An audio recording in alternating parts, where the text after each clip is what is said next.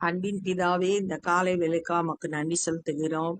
எல்லாவற்றாலும் நிரப்புகிற கர்த்தாவே, உம்மை துதிக்கிறோம், ஸ்தோத்தரிக்கிறோம். ஆண்டவரே, உம்முடைய பலன், உம்முடைய ஞானம், உம்முடைய தயவு, உம்முடைய இரக்கம், ஆண்டவரே எங்க ஒவ்வொருவரையும் ஆசீர்வதிக்கும்படியாய் ஜெபிக்கிறோம். ஆண்டவரே ஸ்தோத்திரம். இந்த நாளின் வேத தியானத்தை எங்களுக்கு ஆசீர்வதித்தாங்க. நேசிக்கிறேன் இயேசு கிறிஸ்துவின் இனிய நாமத்தில் கேட்கிறோம் பிதாவே, ஆமென். 1 ராஜாக்கள் 16வது அதிகாரம். இந்த அதிகாரத்துல இஸ்ரவேல்ல 5 ராஜாக்களை குறித்து, அடுத்தடுத்து வந்த 5 ராஜாக்களை குறித்து சொல்லப்பட்டிருக்கு. பாசாவுக்கு விரோதமாக கர்த்தருடைய வார்த்தை அனானியின் குமாரனாகிய யெகூவுக்கு உண்டாயிற்று. இப்ப பாசா இஸ்ரவேல் தேசத்தோட ராஜாவா இருந்தான். அதுக்கு அவன் ஆசா அப்படின்ற ராஜாவோட மகனாகிய நாதாப் அப்படின்றவனை கொன்று அதுக்கப்புறம் இவன் ராஜாவானா. இந்த பாசாவுக்கு விரோதமா இப்ப கர்த்தருடைய வார்த்தை வருது. தீர்க்கதரிசி மூலம் ஆண்டவர் பேசுறாரு.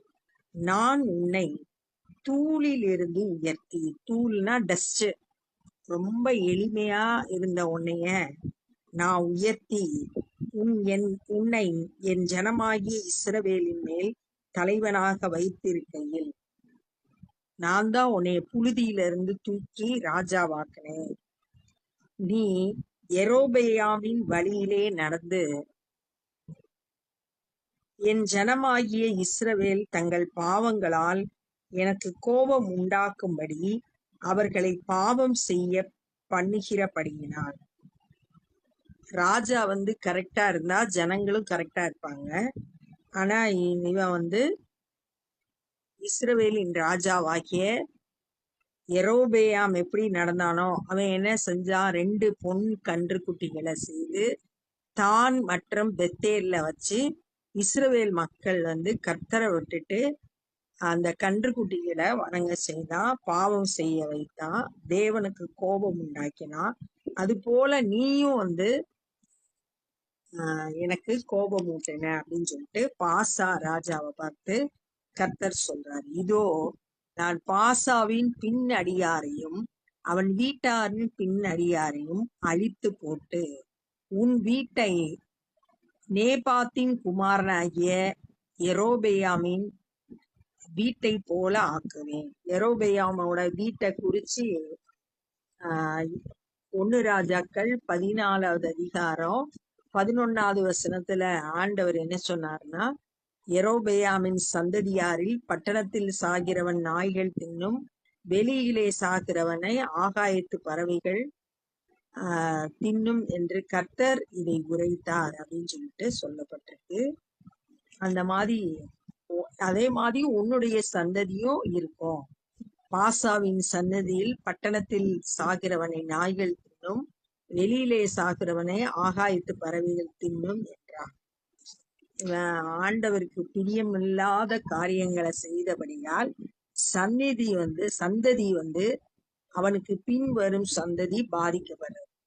பாசாவின் மற்ற வர்த்தமானங்களும் அவன் செய்ததும் அவனுடைய வல்லமையும் இஸ்ரவேலின் ராஜாக்களின் நாளாகம புஸ்தகத்தில் அல்லவோ எழுதியிருக்கிறது.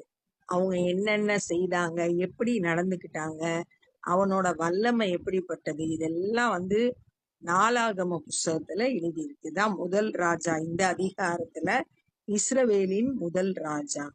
பாசா தன் பிதாக்களோடு நித்திரை அடைந்து திர்சாவில் அடக்கம் பண்ணப்பட்டான். அவன் குமாரனாகிய ஏலா அவன் ஸ்தானத்தில் ராஜாவானான். இப்ப 2வது ராஜா ஏலா. பாசா தன் கைகளின் செய்கையால் கர்த்தருக்கு கோபம் உண்டாக்கி அவர் பார்வைக்கு செய்த எல்லா பொல்லாப்பின் நிமித்தம் அவன் யெரொபெயாம் வீட்டாரை வெட்டி போட்டது நிமித்தமும் இவர்கள் மேல் ஆவேன் என்று இவர்களைப் போல ஆவான் என்று அவனுக்கும் அவன் வீட்டாருக்கும் விரோதமாக அனானியின் குமாரனாகிய யெகூ என்னும் தீர்க்கதரிசியினால் கர்த்தருடைய வார்த்தை பின்னும் உண்டாயிற்று. திரும்ப ஆண்டவர் பேசுறாரு. யெகூன்ற தீர்க்கதரிசி மூலம் திரும்பவுமா பேசுறாரு. என்ன சொல்றாருன்னா, நீ உன்னோட செயல்னால கர்த்தரை கோபப்படுத்தின, அவரோட பார்வைக்கு பொல்லாப்பானதை செய்த. எரோபெயாமோட வீட்டார எல்லாரையும் வெட்டி போட்டது இவன் தான். வெட்டி போட்டுட்டு தான் வசனம் வந்து 29வது வசனத்துல சொல்லியிருக்கு. கர்த்தருடைய வார்த்தையின்படி அவன் 29 முந்தின அதிகாரம் 29, 30 ஆகிய வசனங்கள்ல சொல்லியிருக்கு. எரோபெயாமோட வீட்டார முழுவதுமா இவன் வெட்டி போட்டான் அப்படின்னு சொல்லிட்டு சொல்லப்பட்டிருக்கு. அதனால உன்னுடைய அவங்கள போல இந்த எரோபெயாமோட சந்ததியை போல உன்னோட சந்ததி ஆகும் அப்படின்னு கர்த்தருடைய வார்த்தை உண்டாயிற்று. யூதாவின் ராஜாவான ஆசாவின் 26ஆம் வருஷத்திலே பாசாவின் குமாரனாகிய ஏலா இஸ்ரவேலின் மேல் திர்சாவிலே ராஜாவாகி 2 வருஷம் அரசாண்டான். அவன் ஆட்சி செய்தது 2 வருஷம். இவன் ஆட்சி செய்யும்போது யூதா தேசத்துல ஆசான்ற ராஜா ஆட்சி செய்து வந்தான். இஸ்ரவேல்ல ஏலா ஆட்சி செய்யும் போது யூதாவில ஆசா ஆட்சி செய்தான். ரதங்களின் பாதி பங்கு தலைவனாகிய சிம்ரி என்னும் அவன் ஊழியக்காரன் அவனுக்கு விரோதமாக கட்டுப்பாடு பண்ணி அவன் திர்சாவிலே அவ்விடத்து அரண்மனை உக்கிரானக்காரனாகிய அர்சாவின் வீட்டிலே குடித்து வெறித்து கொண்டிருக்கையில் சிம்ரி உள்ளே புகுந்து யூதாவின் ராஜாவாகிய ஆசாவின் 27ஆம் வருஷத்திலே அவனை வெட்டி கொன்று போட்டு அவன் ஸ்தானத்திலே ராஜாவானான். இப்ப ரதங்களோட தலைவன், ரதங்களோட தலைவன் சிம்ரி. அவன் என்ன செய்யறான்? அவன் ஒரு ஊழியக்காரன், ராஜாவோட ரதங்களை ஓட்டுறவர்களோட தலைவன். அவன் என்ன செய்யறான்னா ராஜாக்கு விரோதமா எழும்பி இந்த ஏலா ராஜா அரண்மனை விசாரிப்புக்கார உக்கிரானக்காரன் அப்படின்னு மேனேஜர், அரண்மனைய ஃபுல்லா பாத்துக்கிறவன், அர்சாவோட வீட்டுல குடிச்சு வெறிச்சுக்கிட்டு இருக்கப்ப அவன் என்ன செஞ்சான்னா கொன்னு போட்டான், வெட்டி போட்டான் அப்படின்னு சொல்லிட்டு சொல்லப்பட்டு. இப்ப சிம்ரி ராஜாவாக அவன் ராஜாவாகி 3வது ராஜா சிம்ரி. முதல்ல பாசா, அடுத்து அவன் மகன் ஏலா, 3வது சிம்ரி. சிம்ரி வேலைக்காரன், ரதங்களோட தலைவன். இப்ப அவன் ராஜாவாயிட்டான். சிங்காசனத்தின் மேல் உட்கார்ந்த போது அவன் பாசாவின் வீட்டாரை எல்லாம் வெட்டி போட்டான். எப்படி பாசா எரோபெயாமோட வீட்டாரெல்லாம் வெட்டி போட்டானோ அதே போல பாசாவோட வீட்டாரையெல்லாம் இந்த சிம்ரி வெட்டி போட்டான். அவன் இனத்தாரையாகிலும் அவன் சிநேகிதரையாகிலும் சுவரில் நீர் விடும் ஒரு நாயை ஆகிலும் அவன் உயிரோடு வைக்கவில்லை. எல்லாரையும், பாசாவோட வீட்டார் அனைவரும், ஃப்ரெண்ட்ஸு, நாயை கூட விட்டு வைக்கல அப்படின்னு சொல்லியிருக்கு. எல்லாரையும் வெட்டி போட்டான். அப்படியே பாசாவும் அவன் குமாரனாகிய ஏலாவும் தங்கள் வீணான விக்கிரகங்களினாலே இஸ்ரவேலின் தேவனாகிய கர்த்தருக்கு கோபம் உண்டாக்கி செய்ததும் இஸ்ரவேலை செய்ய பண்ணினதுமான அவர்களுடைய எல்லா பாவங்களின் நிமித்தம். இந்த பாசாவும் ஏலாவும் 2 பேரும் வீணான விக்கிரகங்கள்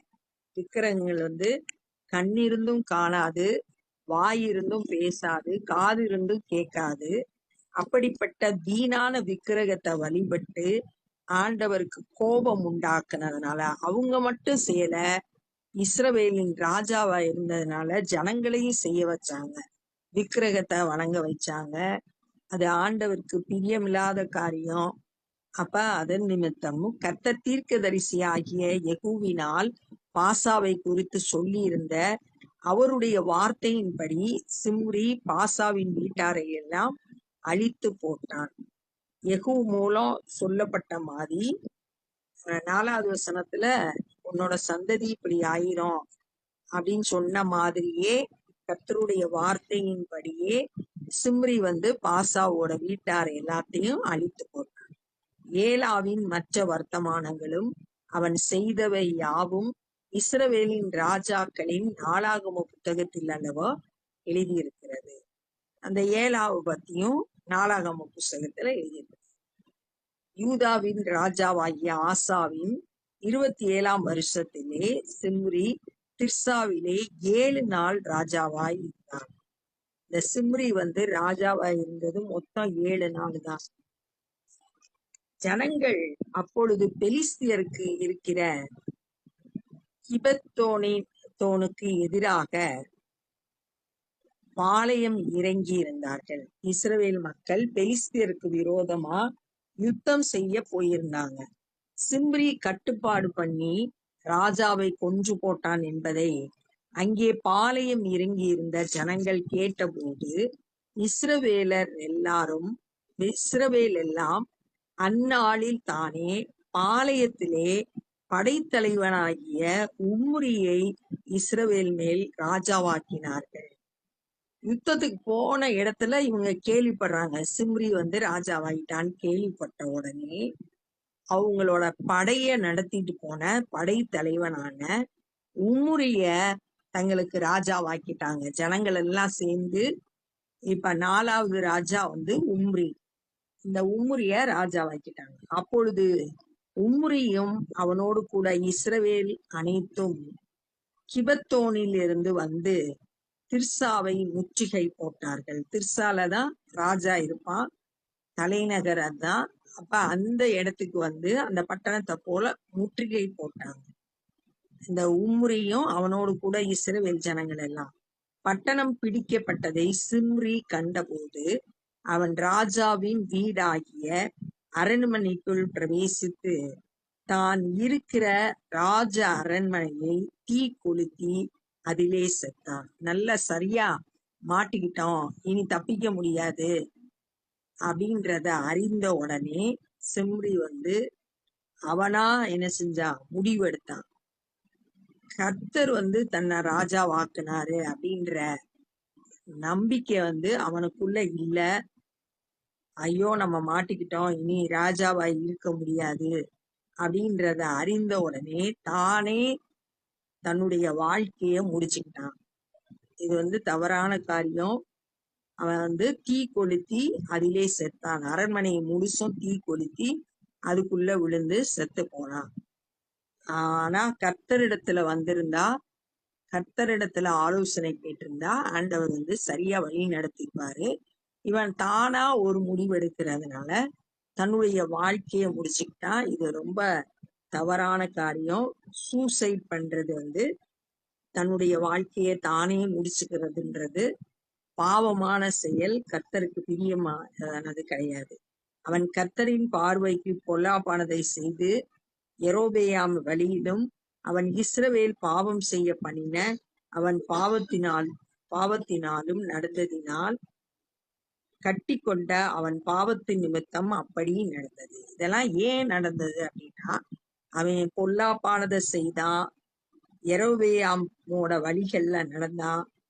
அதனால அவன் பாவம் செய்ததுனால அவனுடைய வாழ்க்கை, பாவத்தின் சம்பளம் மரணம் அப்படின்னு வேத வசனம் சொல்லுது. அதன்படி அவன் மரித்து போனான். இப்ப 4வது ராஜா வரைக்கும் பார்த்திருக்கோம். அதுக்கப்புறம் உள்ள பகுதியில 5வது ராஜாவான ஆகாப்பை குறித்து அடுத்து பார்க்கலாம். அப்ப இந்த நாள்ல நம்ம என்ன கற்றுக்கொண்டானா, இஸ்ரவேல்ல ராஜாவாக பாசா இருந்தா, அவன் கர்த்தருக்கு பிரியமா நடக்கல, யெரொபெயாமோட வழிகள்ல நடந்தான். அதனால தீர்க்கதரிசியான யெகூ மூலம் ஆண்டவர் பேசினாரு, நீ பாவம் செய்ததுனால உன்னோட சந்ததியார் நிலைச்சிருக்க மாட்டாங்க, அவங்கள எல்லாம் யெரொபெயாம் வீட்டார போல ஆக்குவேன் அப்படின்னு சொன்னாரு. அவனோட மரணத்துக்கு அப்புறம் அவனுடைய மகனான ஏலா ஆட்சி செய்தான். அவன் 2 வருஷம் ஆட்சி செய்தான். அப்ப ஆட்சி செய்த போது அவன் கீழே வேலை செய்த ரதங்களோட தலைவனான சிம்ரின்றவன் இந்த ஏலாவை கொன்று போட்டு தான் ராஜாவாயிட்டான். அவன் பாசாவோட வீட்டார் அனைவரையும் வெட்டி போட்டான். ஒருத்தரை கூட விடல. சிம்ரி ராஜாவாயிட்டான். அப்ப இந்த விஷயம் யுத்தத்துல இருந்த இஸ்ரவேல் மக்கள் கேள்விப்பட்டாங்க. இந்த சிம்ரி இஸ்ரவேல்ல 7 நாள் ராஜாவா இருந்தான். இஸ்ரவேல் மக்கள் பெலிஸ்தியரோடு யுத்தம் பண்றதுக்கு போயிருந்தாங்க. அங்க கேள்விப்பட்ட உடனே அந்த ஜனங்கள் எல்லாம் சேர்ந்து தங்களோட படைத்தலைவனான உம்ரிய தங்களுக்கு ராஜாவாக்குனாங்க. உம்ரியும் இஸ்ரவேல் மக்களும் தங்களோட தேசத்துக்கு திரும்பி அந்த திர்சாவை முற்றுகை போட்டாங்க. தப்பிக்கிறதுக்கு வழியே இல்லை, இனி தான் ராஜாவாக முடியாது அப்படின்றத தெரிஞ்ச உடனே சிம்ரி அரண்மனை தான் இருந்த அரண்மனைய தீ கொளுத்தி அதுல அவன் செத்து போனான். தன்னுடைய வாழ்க்கையை தானே முடித்து கொண்டான். இதெல்லாம் ஏன் நடந்ததுன்னா அவன் செய்த பாவத்தினால அப்படின்னு சொல்லிட்டு தியானிச்சோம். இப்ப நம்ம ஜெபம் பண்ண போறோம். அன்பின் பிதாவே, இந்த நாள்ல நாங்க கற்றுக்கொண்ட வேத பகுதிக்காய் நன்றி செலுத்துகிறோம். நீ சர்வ வல்லமையுள்ள தேவன், எல்லாம் உம்முடைய ஆளுகைக்கு உட்பட்டது.